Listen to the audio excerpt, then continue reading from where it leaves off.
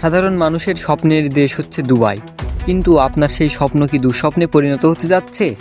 দুবাইয়ের ভিসা নিয়ে বর্তমানে যে তোলপাড় চলছে তার আসল সত্য কি আপনি জানেন? সোশ্যাল মিডিয়ার চটকদার বিজ্ঞাপন দেখে যারা ভিজিট ভিসায় কাজ খুঁজতে যাওয়ার জন্য দুবাইয়ের কথা ভাবছেন তারা একটু থামুন।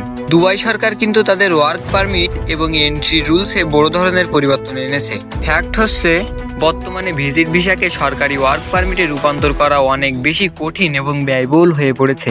যারা ভাবছেন সেখানে গিয়েই কাজ পেয়ে যাবেন তাদের অনেককেই ফিরে আসতে হবে খালি হাতে।